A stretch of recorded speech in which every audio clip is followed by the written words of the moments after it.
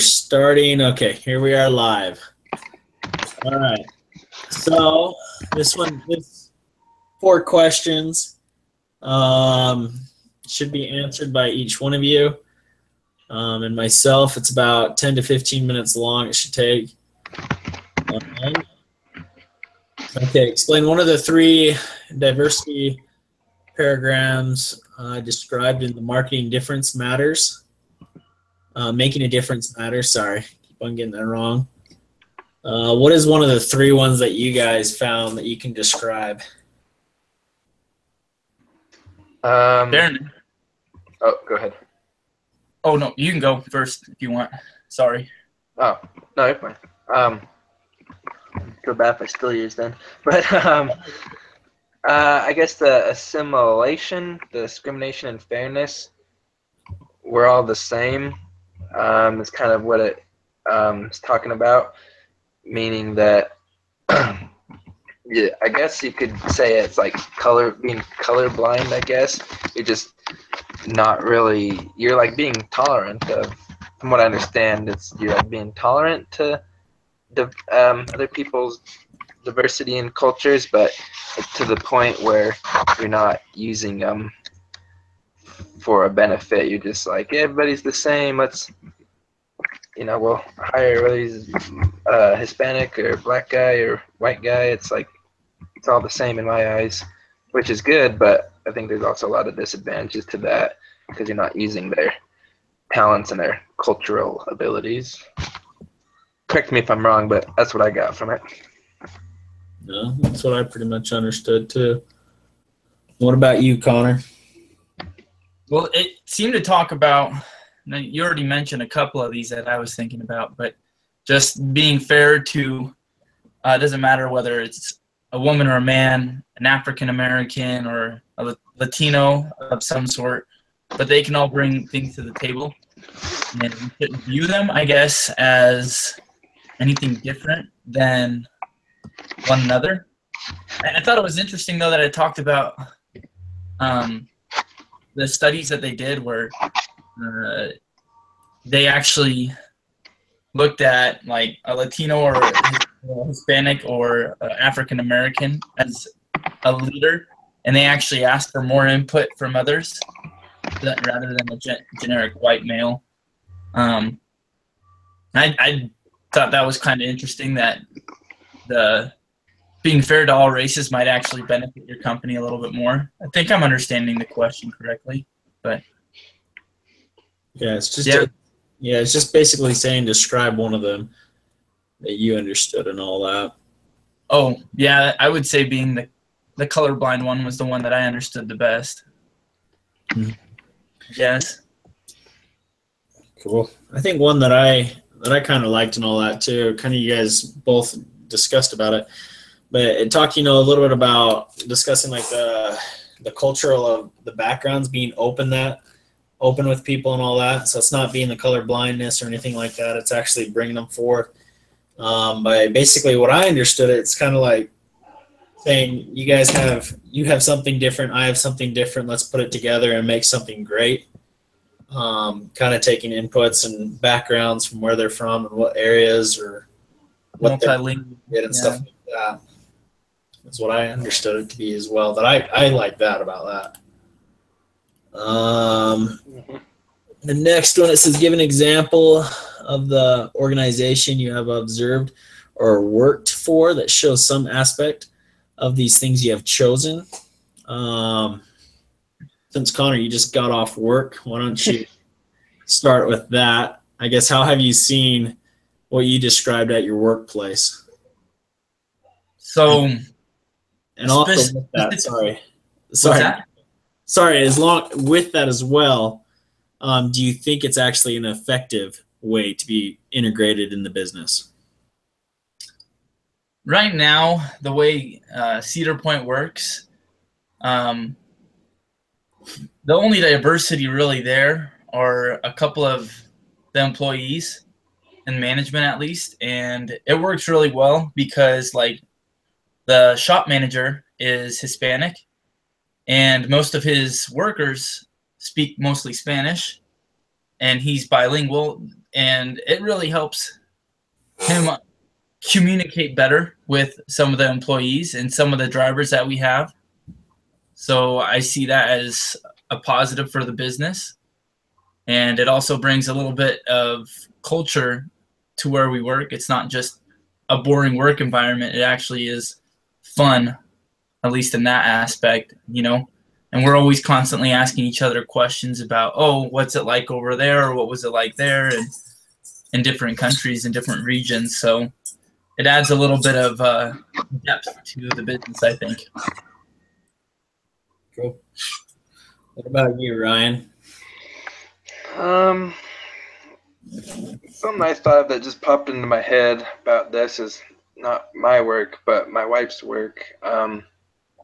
She works at a medical clinic here in Rexburg, and I thought about how like the front desk lady, and then there's another nurse that they're Hispanic and speak Spanish, and so in this instance, like being Hispanic itself, I'm sure has probably some benefits, but the fact that they do speak Spanish is, you know, a part of them being Hispanic, obviously, and really benefits to the business because they're able to serve Hispanic people that only speak Spanish, and so at that instance, I would see how you know, you would want that in your company, because if it was just like only white people that didn't speak any languages, like that's great. They could all be great nurses, but if you get someone that's from a different culture and can serve different people, cater to them, then yeah, your business is going to excel way more. So Yeah. Good. I think one thing with me, of course, I've worked on a lot of farms and stuff like that growing up. However, though, I haven't really had very much diversity, surprisingly or not, because it's basically been people that only speak English that have worked on the farm since no one else knows how to speak Spanish. The thing I think the reason why that kind of could be a bad reason in certain ways where we aren't very broad and able to reach out to the Hispanic community or other communities like that is because there's a lot of labor, there's a lot of force that can come with having the Hispanic people work there at the farms. Like for instance, with the programs where they bring them up from Mexico and they put them there, it is potentially a lot cheaper. Like you have to pay them more as an employee, but as far as tax benefits and other stuff like that, it's a big beneficial to the farm. One place that I kind of have been thinking about, though, while we're talking, is Melaleuca here. Mm-hmm. You know, Melaleuca's got a bunch of different people that are in sales and all that. They love to hire students that can speak a different language, like Chinese, you know, Spanish, Portuguese, and a bunch of other stuff like that. And the reason is because Melaleuca has expanded themselves out so much. And with that integration, they've accepted it, you know, they've embraced it. And it's become a very successful company. And I think this last year, they're saying that actually the owner of it is rated as the richest man in Idaho. Yeah, my parents actually live by him. He's got a huge house. Yeah, he does. Yeah. I work out by the church farm that lives out right next to him. So Oh, okay. I've seen that house. It's huge. Yeah. Okay. So the other question, we'll start with you, Ryan, on this one. Mm-hmm. Melanie Hobson says color blindness is dangerous. Do you agree with this?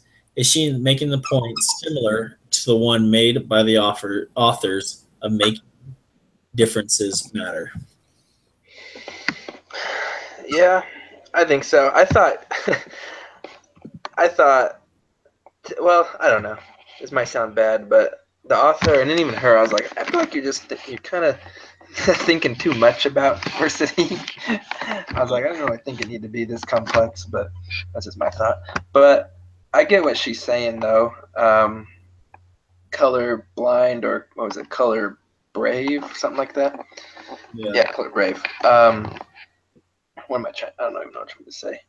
that like it's more than just being. Yeah, I agree that it's more than being color blind, because sure, it's important to accept. I kind of mentioned this earlier. Accept all races, and treat them the same, like as far as a person goes. But we're not the same, obviously, and men and women and people from different cultures are also very different. So it's not about like equality, but more like, I guess you could say, equity. So what I'm trying to say is that, yeah, I think they're in line with each other, and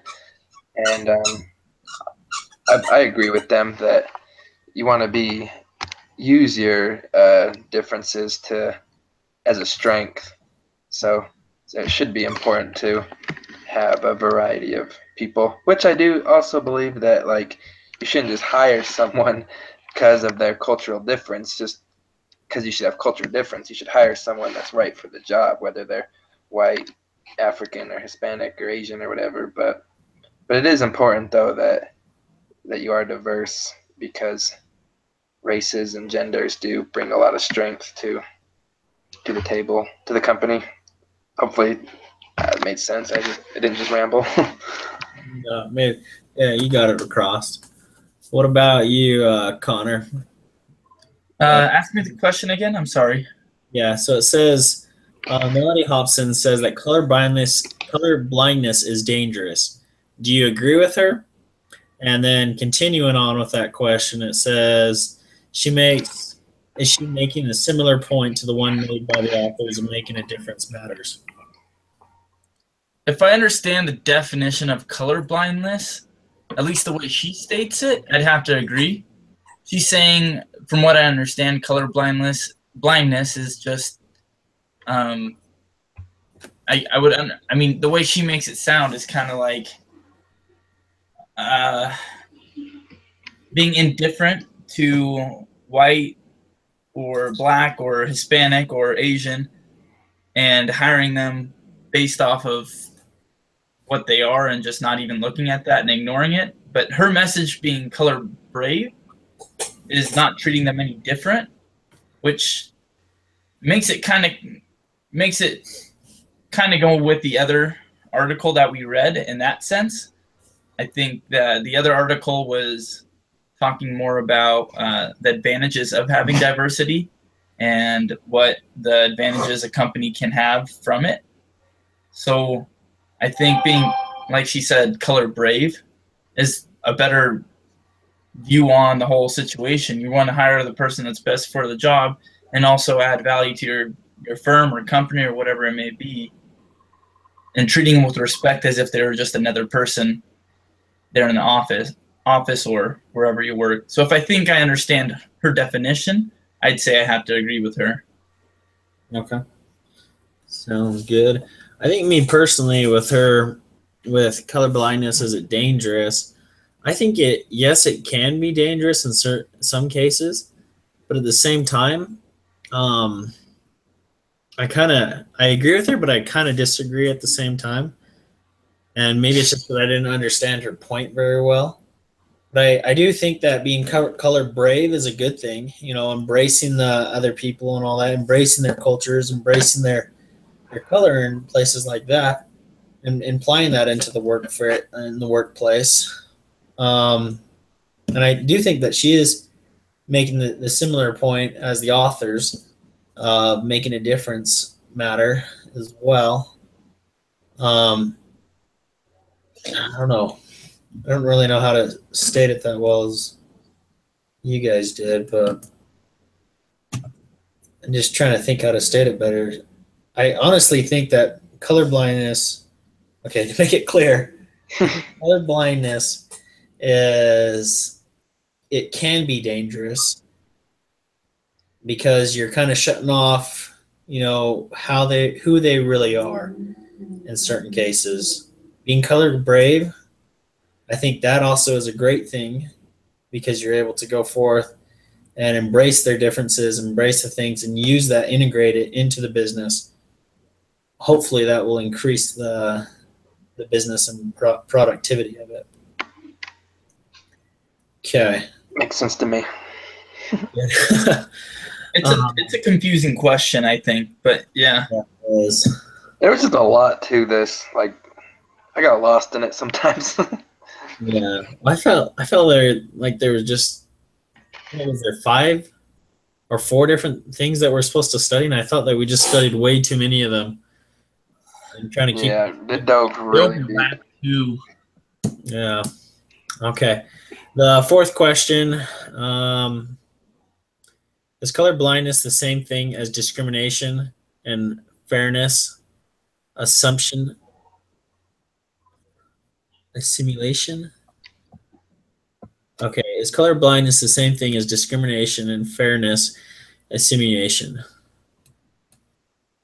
So, what Wait, say that one more time.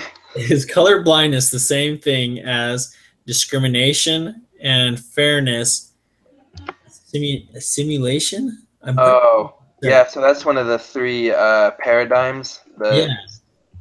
And that one's saying that like we're all the same. So I would say yeah, assimilation. Um, that paradigm means that we're all the same. And so I think when you say color blindness, I think that yeah, you're blind to color, so you're treating everyone the same. So I would say yeah. So you would say that it is the same thing as discrimination and fairness, Yes. color blindness is. Okay. What do you think, Connor? What's that last part? Discrimination of what? Assimilation paradigm. Right. The question's asking is Is color blindness the same thing as discrimination and fairness, assimilation paradigm? I really don't know the answer, to be quite honest. Yeah. Yeah, I don't know. Maybe you can enlighten me on this, but I kind of understood color blindness being the ability to see everyone as equals.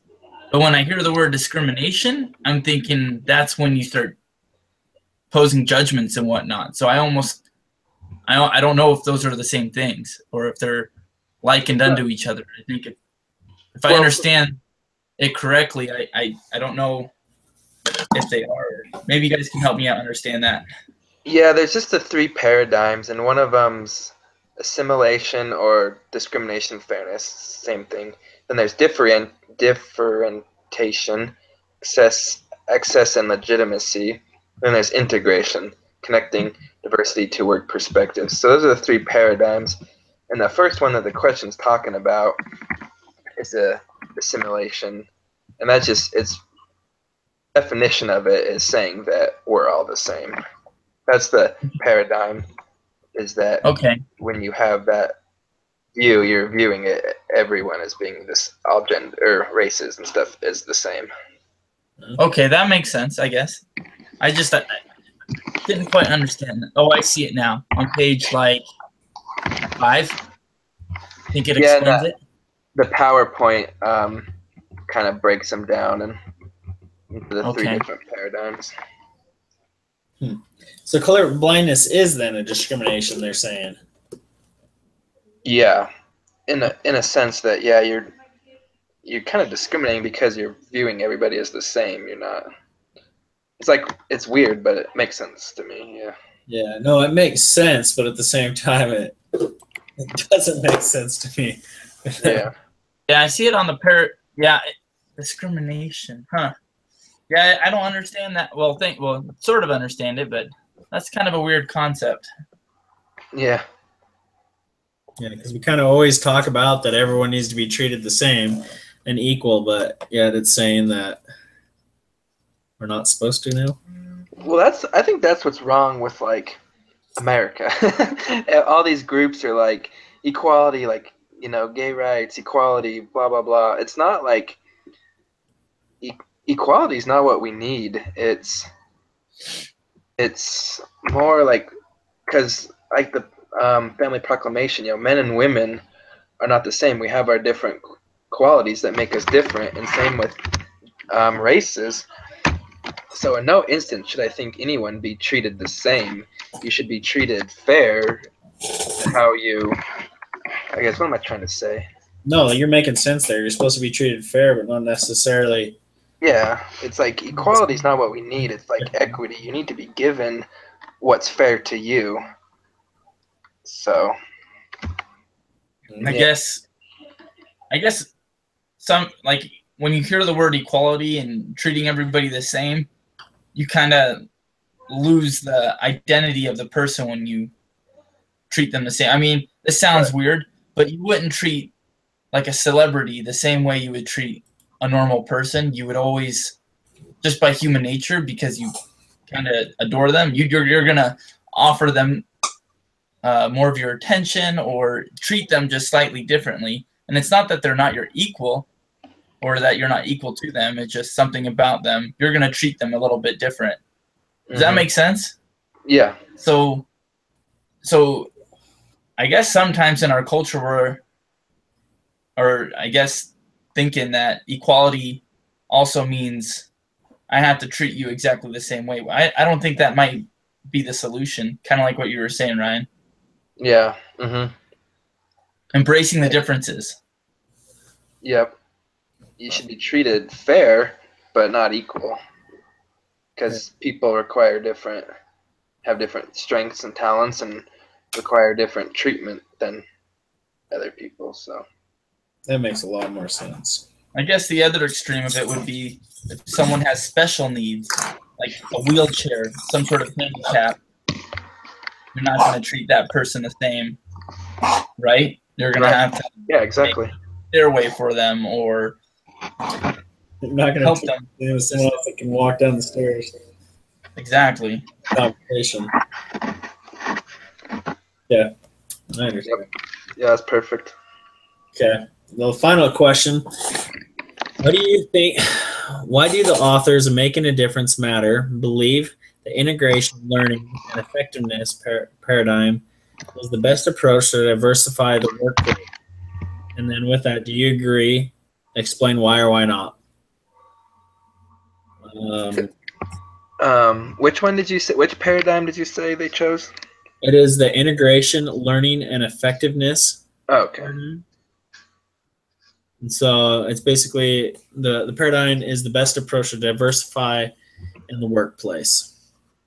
Yeah, because I think that that's what makes up a solid team, is that you want to look at a diverse group of people that are in a team. You want to look at them as a team achieving the same goal, but they're not the same person. It's a team with different abilities and different cultural backgrounds that provide strength to accomplish a goal. Hope that makes sense. So, No, it doesn't. like, you're one as far as a team goes, but it's a whole bunch of different people making up a team, not a whole bunch of same people making up a team. Yeah. So that's the most effective in my eyes. Yeah. I totally agree with that too. I think that is the most effective way. Like, it doesn't matter if you have the perfect player. Like, for instance, the thing I think about this, when I was in Little League baseball playing, I was placed on this team that had literally all of the people that none of the other coaches wanted, because my coach had to attend the temple during the time and wasn't able to pick the draft. So he basically had all the garbage. I don't want to say garbage players, but the players that are normally in class. Yeah, and so it was my dad. So I was put on that team. My dad was the coach. But yeah, we got all these different players and all that. You know, people that no one wanted. Like, we had the slowest kid. We had the kid that couldn't even throw the ball or hit the ball or even hold his mitt correctly and all that. And just a bunch of these other mishaps. And we lost every single game during the season. But toward the end there, we all started doing team building. My dad worked with us and stuff like that. And we ended up taking the championship. We went undefeated throughout the playoffs. And so I completely agree, because we all embraced each other. Yes, it wasn't race and stuff like that during that time, but we embraced each other's differences. We saw them, we accepted them. and we worked with each other. And so I really do think that is the best way to do it when a workplace, you know, to work with each other, to accept the differences, and then basically the thing of success. It's like the rowers that we had last week, you know, they all didn't get along because they didn't understand each other. But after they worked it out, got to know each other, they started succeeding. So, yeah. First thing I thought about was just like a soccer team or a football team. You're not going to have every player be a wide receiver, nor are you going to have every player on the team be a linebacker, or everybody be a quarterback. You're going to need different positions and different skill sets. And as far as like putting that towards like a diverse company, you're going to want different people in different positions that have different skill sets, different experiences, and I guess to have the most effective business or corporation is some sort of team that can work itself into any market, whether it be if it becomes global, you know, having a Asia branch or someone that oversees Asia. You're going to need probably someone that has a background in those countries versus if you want to go to Mexico, you're not going to hire that same person to go to Mexico. You're going to need somebody that understands the Mexico culture. And that's kind of how I thought of it up, is you need different people in different positions to enter different markets. And there's no way you're going to have the same cookie cutter type employee. You almost want them to be different, so you have different strengths and abilities and markets to enter. Right. okay, so part 2. This is about color bravery. Why don't we start with you, Connor, again? It says, what does Hobbes mean about being color brave? What do you think color braveness would look like in the workplace? Is it similar to the integration paradigm, or is he talking about something different? What was that last part? So it's is she talking about the integration paradigm, or is she talking about something completely different? When she was talking about color bravery, I think she was talking about the integration paradigm in that sense, because they're going to hire the right person for the right job, I think is what she said exactly. And that may be someone that's a little different, different race or different background. So the way I understood color bravery was allowing yourself to open your eyes to a different race or a different gender to perform a task or a job, and you trusting them fully to complete that or to fulfill that role. Okay. What about you, Ryan? Yeah. To me, I think they mean the same thing, color brave and integration paradigm. And it's saying that, we're all on the same team with our differences. You want to embrace those differences. So,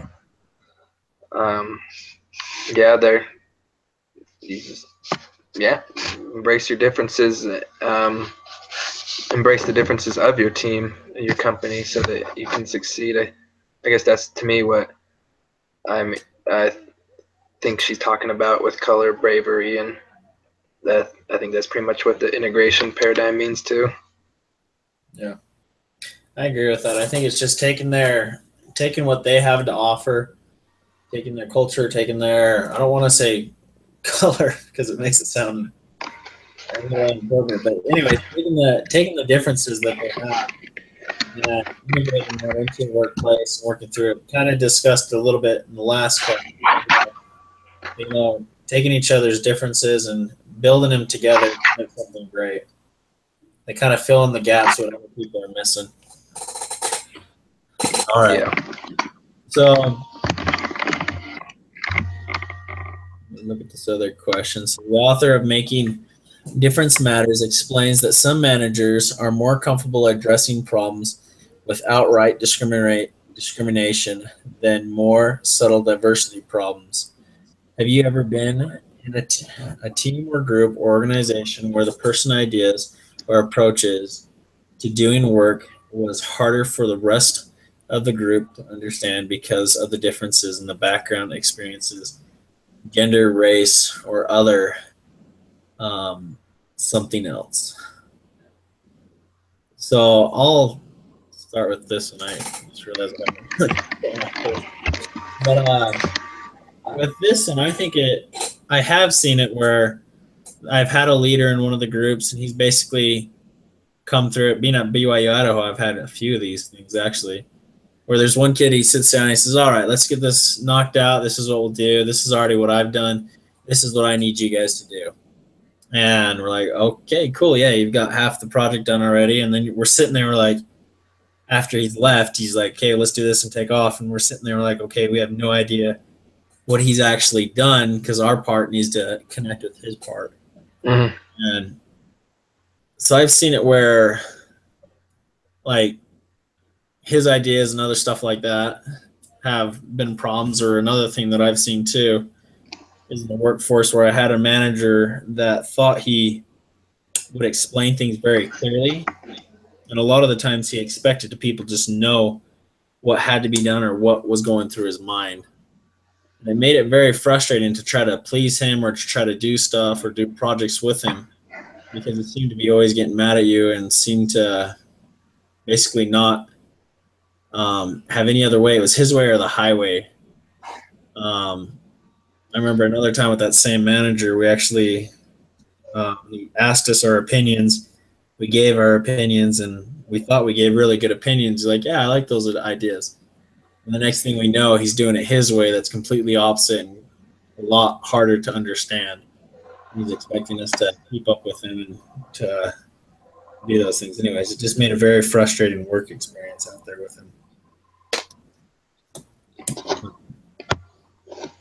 That's what I see as a problem with a manager that's not willing to take diversify with problems. So I guess what's some experiences that you guys have seen where it's hard to understand or to work with someone because you don't understand their background or their group or organizations? Trying to think.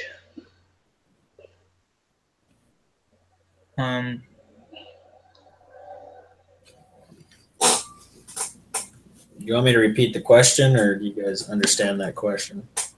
Say it one more time. I think I understand it. Just say it again. Okay, so it says some managers are more comfortable addressing problems without outright discrimination than more subtle delivery problems. Have you ever been in a team or group or an organization where a person's ideas or approach to doing the work was hard for the rest of the group to understand because of the background, experience, gender, or race of someone else? Yeah, I get the question. I'm just trying to can't really think of anything.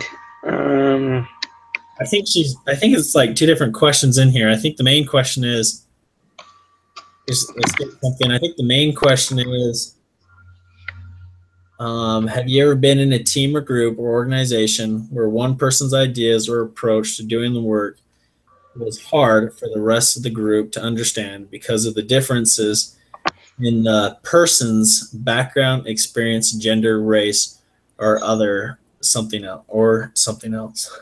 Yeah.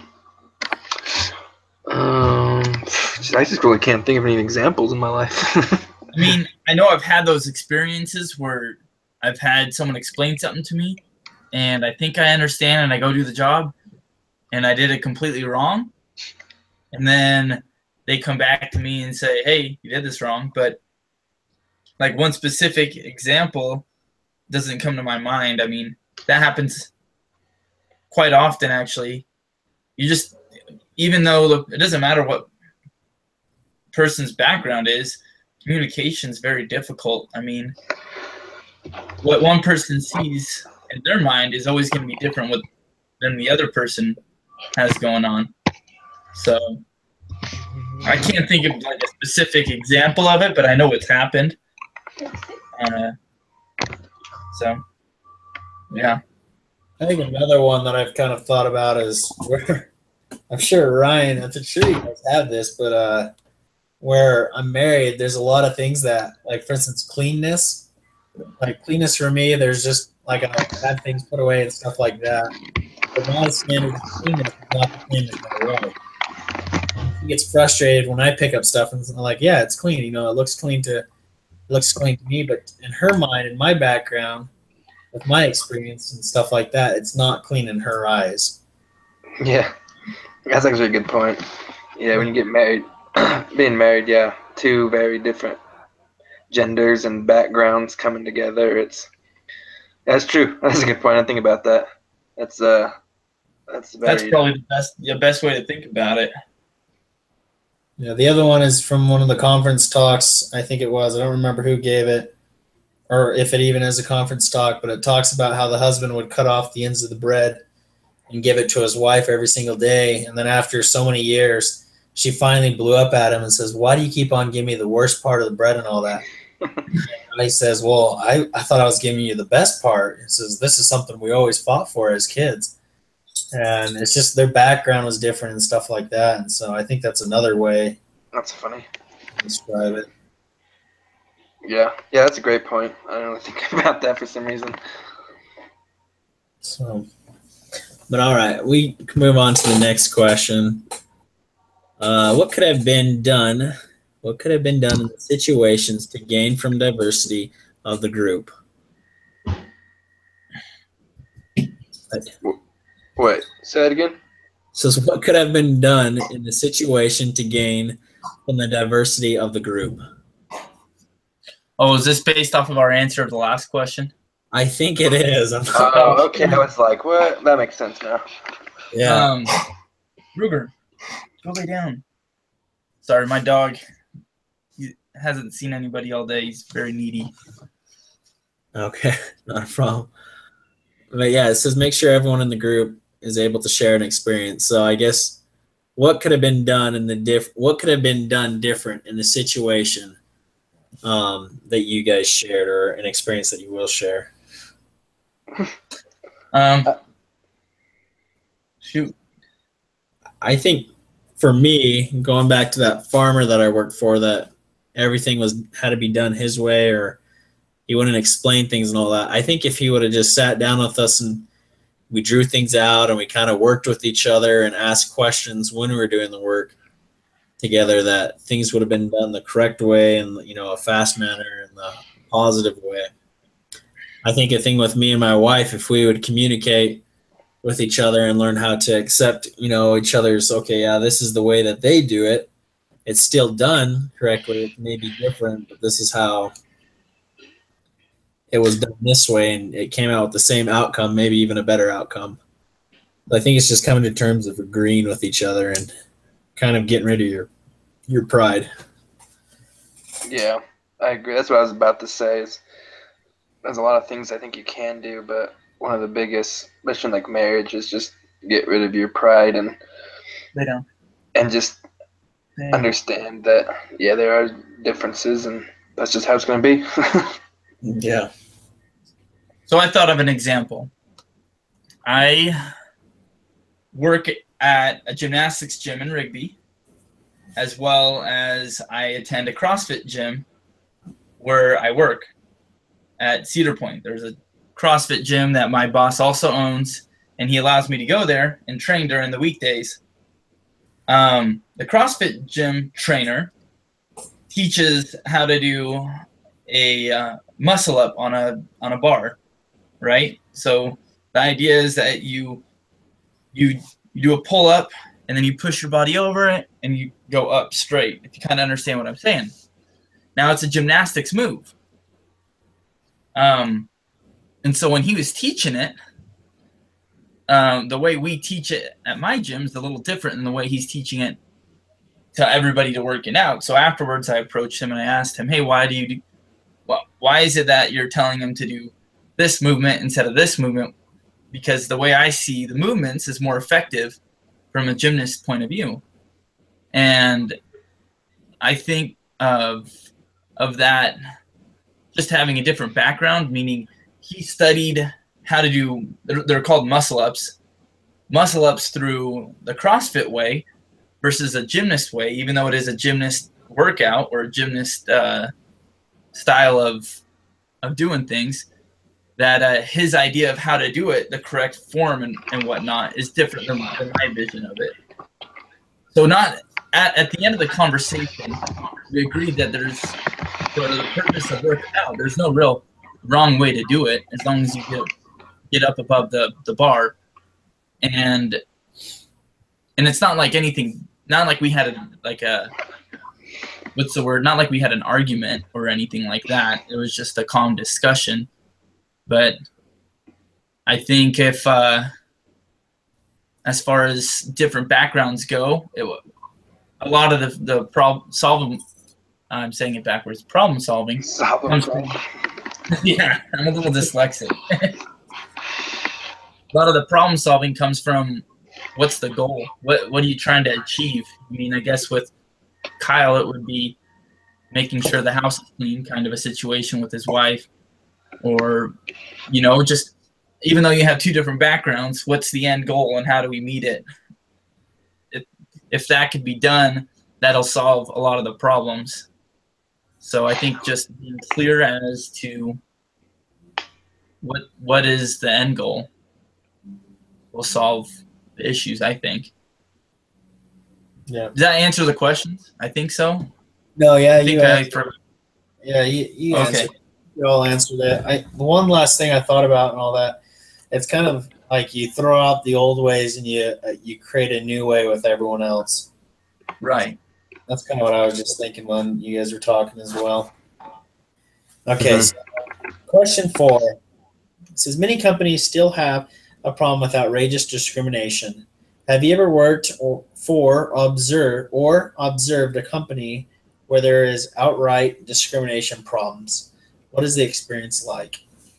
I thought of one right now. So I have an employer, or I've had an employer, I should say, in the past, where he only likes to hire women. And he knows he's being sexist when he says this. He says, when I give a woman a task, I know she's going to complete it much faster than a man. And so his office is surrounded. It's all women. And I think he knows he's doing it, but at the same time, he's doing it on purpose because he thinks he benefits the most from it. He knows that he can pay a woman less, and the woman's going to get more stuff done than if you were to hire a male of the same age or of the same background. Nothing was solved. I mean, he has male workers, so there is some diversity, but it's in that business, he has most women working for him. So it's just an interesting dynamic that goes on with that. And it's not like you're going to be able to solve that issue, especially because it's a smaller corporation, like, 20 people, that's it, that works for him. But,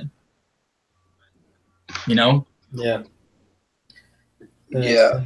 You also get away without having to have, you never see. Yeah. I just thought of an example once you said that. My mom, she worked for this company for a long time that she really enjoyed, but then the boss sold it to a different guy. And there was another lady that was kind of new there that was like quite a bit younger than my mom. And she was like a very attractive lady and didn't dress very appropriately. And so, like, this guy, the boss, ended up being kind of like a pervert. He was, like, always giving this other lady, like, all this special treatment. Like, she never came into work. She'd probably work, like, 3 hours a day, but made, like, a buttload of money. And he just, like, really treated this lady, like, really good because he, I guess, had a crush on her and stuff. And so, and then, like, he's totally, like, mean to my mom. And because my mom would, like, because this lady was doing sketchy stuff, and my mom was trying to catch him on it, on it, but she had the boss wrapped around her fingers, so it was a really weird situation. But like, yeah, he like totally would discriminate, I guess you could say, against my mom over this super attractive younger lady. So not that my mom's not a pretty lady, but she, but yeah, that was total discrimination. He was just always doing whatever she wanted, and then was strict on everybody else. So that was one. Is that what we're supposed to talk about? Just an example we've seen? Yeah, discrimination, and what does it say? What was the experience like, pretty much? Oh, yeah, it wasn't for me, but for my mom it sucked. She got real sick of it. So. I guess I've worked in 2 different places now since I'm thinking about it. When I first started working on a farm, I was like 13, and I was put in a group of just strictly Hispanic people. And not that it was a problem, but there was only probably like 3 or 4 of them that spoke English. When I first was put in the group, like everyone thought that, it was me and my other friend, and everyone thought that, we were these young white boys that didn't know how to work or do anything on a farm or anything like that. But anyways, it was really hard there for probably about the first week. We ended up gaining their trust and stuff like that. But another one that I think about, a recent one, is the place that I worked at recently. There's 3 farm managers. There's the general manager, and then there's 2 assistants. One of the things that I thought was kind of really hard is that the general manager would always talk very bad about another worker and one of the managers. He'd always talk about how frustrating they were and how annoying they were and stuff like that. And he would always give them the crappiest jobs too. Like he would even tell us, like I'm going to make these guys go do this job and make them go do that, make them just hate life. And, like at first we thought it was kind of funny and all that. And then the more that me and my buddy worked around this, people were talking to them, and I asked my buddy, I was like, hey, how do you feel about this? And anyways, we came to the conclusion that, we're worried that the manager was maybe talking bad about us too at the same time, because where he talks so freely bad about the other people and where he makes them do the crappy jobs. Whenever we got a crappy job or something like that, it made us kind of, feel bad, like, oh, geez, maybe we're not doing what we should to, or maybe he's not liking us or anything like that. But anyways, it made it very kind of stressful, kind of like very unpleasant. It came to the point where it was hard for us to look at the other manager or the other employee with any credibility or any stuff like that. And anyways, I thought that's one experience that I remember that I think that was a little bit discrimination, because he was putting them out there and singling them out from everyone else. Yeah. Oh, you just reminded me of an experience back in high school. Wow. Not that I know you want to move on, but no, I just remember this. Ironically enough, I had worked at like a baseball field as one of the guys in the snack shack, and the guy that ran the snack shack, once again, only hired women, but for a different reason. Then he ended up, he was like old too. He was like 40, 45 or so, and he's hiring these like 16-year-old girls, and some of them don't even have like family in the baseball field. They're just like friends of friends. I don't even know how he found half these younger women. What ended up happening though is he went to jail for having underage sex with some of the women in that snack shack. Once again, was one of the only males in that situation. I don't know what it is. I don't know why I get in these situations, but drawn to those things. But it was always weird though, because of just like how he talked about the other males, that he would make them come in at the hours that I wasn't working. And normally I would work by myself, and then the girls would always work with him. It was just a weird situation. But yeah, eventually one of the girls ratted him out, went to the cops, and just that was a really weird experience. And then like all of a sudden I was like the only employee at the snack shack. I had to run the whole thing. I was like 15. I basically, without the official title of the manager, I did all the ordering, the cooking, and everything. So it sucked for me as much as it did for the girls, you know, because they were getting sexually abused. But then I also was made to do more work. I remember that. That's a terrible experience. Did you say it sucked more for you than the girls? No, I don't think it sucked more for me. I'm just saying it sucked for me too. I was affected by the whole situation. I get what you're saying. Directly. Yeah, I get what you're saying too. It's just kind of it's just funny the way you're saying. Yeah, the girls it sucked for us. The girls got raped, and I got freaking stuck with everything else.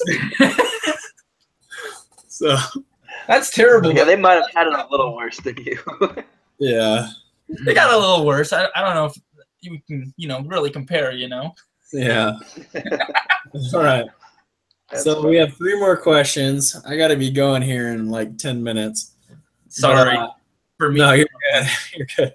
For some reason, these things add up to be like an hour and 30 minutes this time. Oh, crap. There's another one down there. Okay. That's all right. We'll just speed round.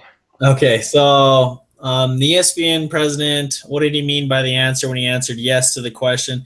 Do we hire minorities or do we hire the person who is qualified? Okay, I'm going to redo that. So the ESPN president. He just meant yes. He said yes, but he meant to answer both the questions in one. I think what he meant was you find the right person for the job, and if he's male or female or black or white, that's the person you hire. So that's what I understood. Yeah. Good. Me too. That's what I understand too. So other ballers talk about the church ward council. I'm pretty sure it didn't. Okay. What does the ward council describe in the following integration paragraph? So I guess with his thing, he's talking about when he opens it up to have the women and the other leaders instead of just having the bishops say stuff. How does that work? Do you feel like that's So what I think is there's a PEC, and that's just the male leaders. That's your bishop, eldest quorum president, high priest group leader, blah, blah, blah. That's just your males. But then you get your ward council. I think those are much more effective because I've been in ward councils, and PEC and PCs. And PCs are good, but men think a lot of the same way a lot of times. But when you get women in there, they bring a lot of perspectives that men don't have. And so again, it's the team, but it's way more diverse than like a PEC, and so it's more of an integration paradigm, being that it's just a lot more diverse. Yeah. I think I understood that as when he was telling the bishop to allow others to answer, rather than have the bishop do it all himself. It was allowing other skills to be brought to the table.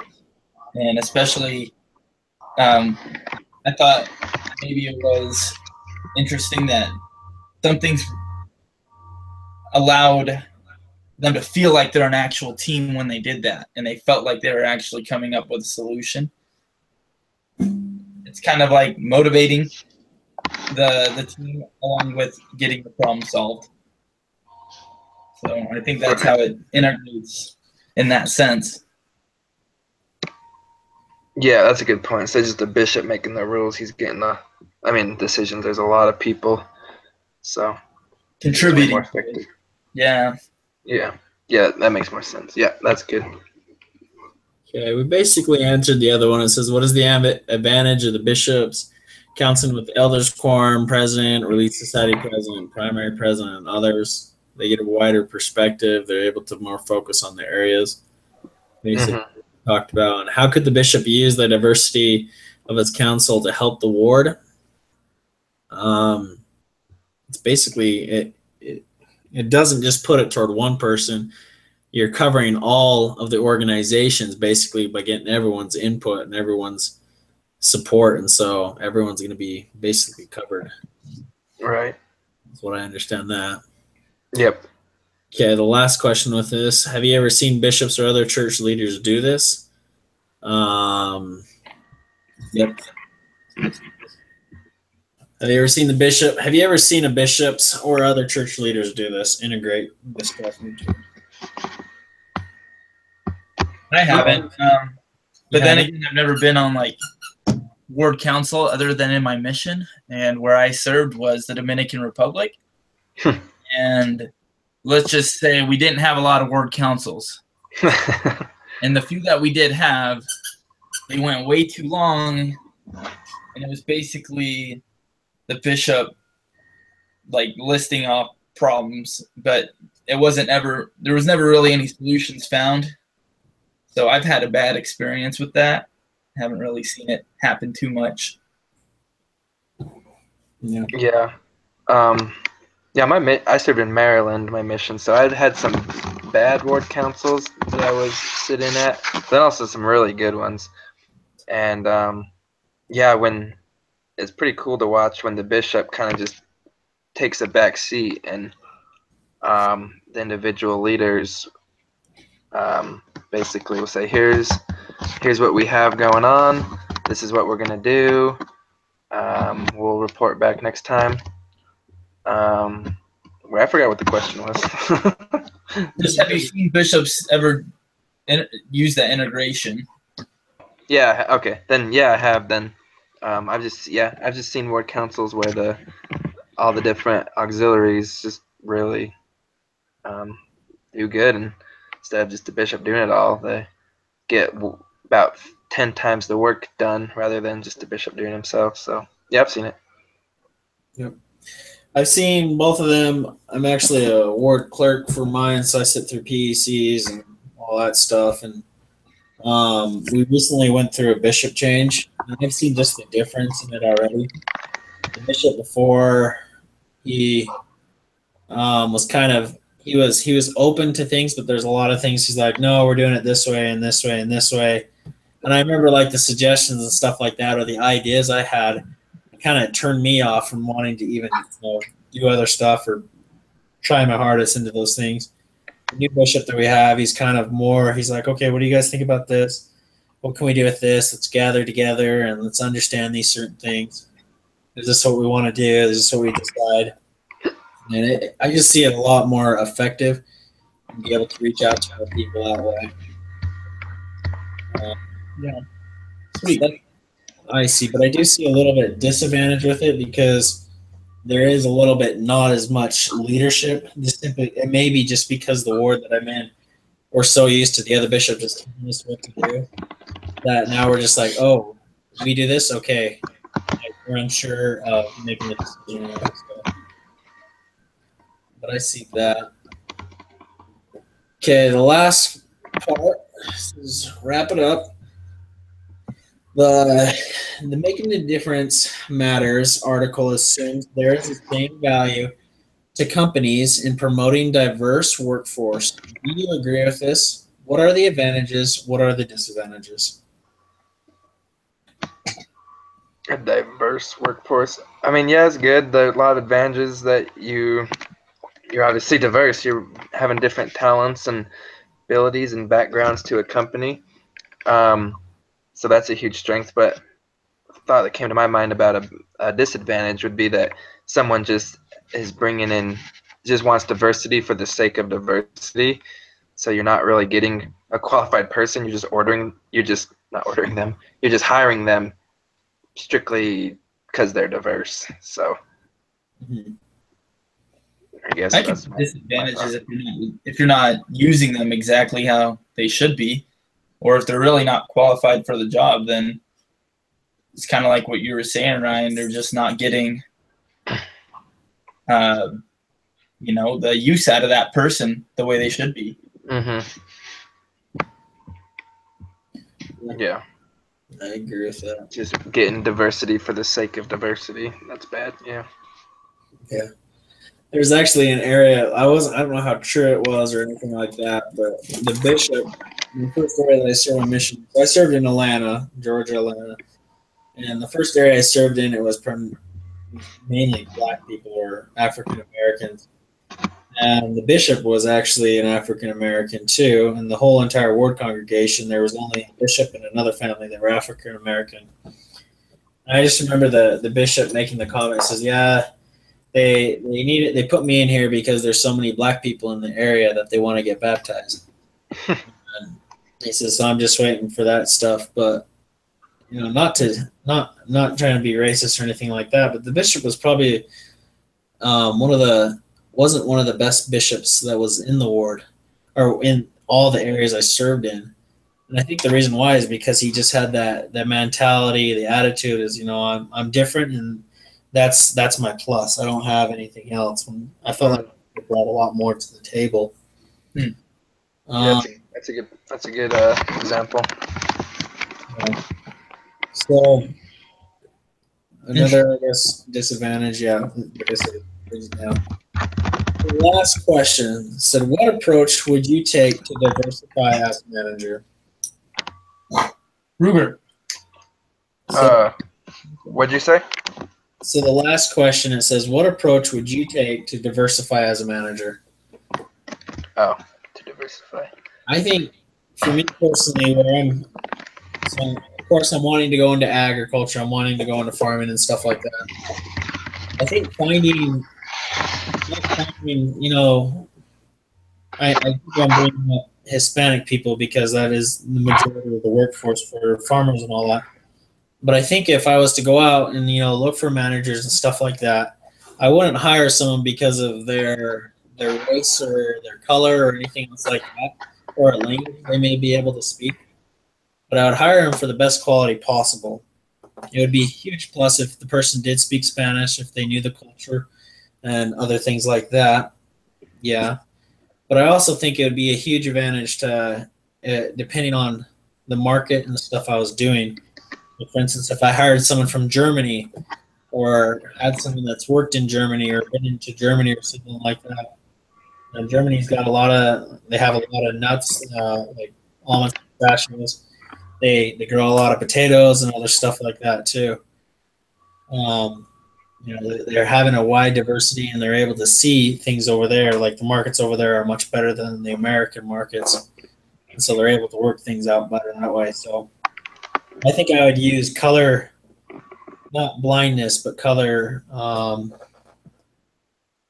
is the brave? I think I'd use color braveness and integrate that into the situation or the areas that I would be managing. So. Said that Connor muted me. That was an accident. That's okay.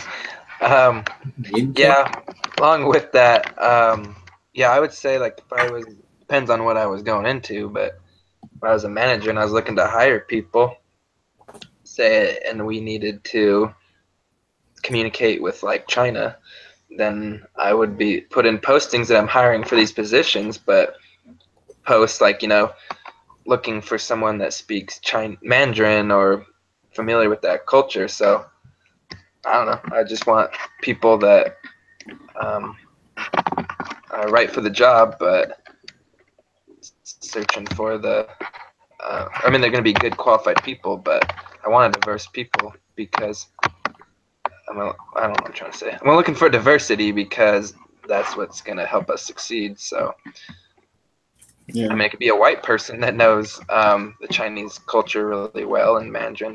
That's fine, but yeah.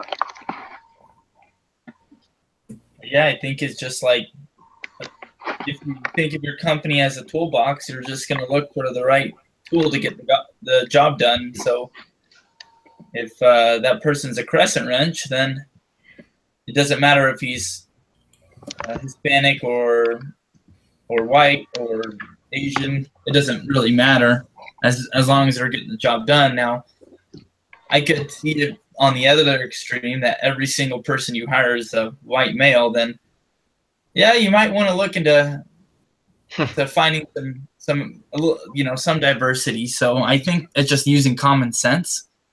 Yeah. When it comes to that matter, like, okay, are you going to find the best person for the job, and are they going to be adequate to fulfill it, and is your company going to benefit from it overall? I'm not going to ever say that 20% of my employees will have to be of this race or this gender, and then the other 80 have to be. I don't think it needs to be taken extreme. Just have a good understanding. You're looking for the best company possible, and what it, whatever that means for your company and what your needs are. It should be like that. Yeah, I agree. That's why I said at the beginning. I thought that this author and that Melody Hobson lady. I'm like, I think they're thinking about it too much. I'm like, it's common sense. Like, I don't know. You pick the right person for the job, and yeah, there doesn't need to be, like you said, like a special formula or percentage, but it's just, be diverse, pick the right people for the job, and it's kind of obvious, I think. But Yeah. Yep, I think so too. Well, that's all the questions, the concerns. I'm not seeing was that thing that you did last week, Ryan, about asking how you did and all that? Was that part of the questions or the discussion stuff that we're supposed to ask, or? yeah, it was on mine, but I looked at yours and it's not on there, so don't worry about it. Okay. Huh. Sounds good. Well, do we want to try to get together another time to try to discuss the doohickey thing? So she briefly talked about that yesterday a little bit. It's a 4-page report that we're supposed to write up and turn in. It's worth 100 points, and that's due. My understanding, Ryan, it's due not this Monday, but the following Monday. Yeah, the end of week 5. Yeah. End of week 5. Yeah. Yeah. So we have all of next week to do it. Yeah. Okay. We can email back and forth on that if it's too hard to meet. Okay. What about a Google Docs? Are you guys familiar with those? Yeah. All right. Sounds good. Well. Yeah, we can email about it, kind of get it started maybe on I don't know, this week, Monday or whatever. Yeah. Sounds good. And it's probably going to be, I'm going to go ahead and stop this broadcast now.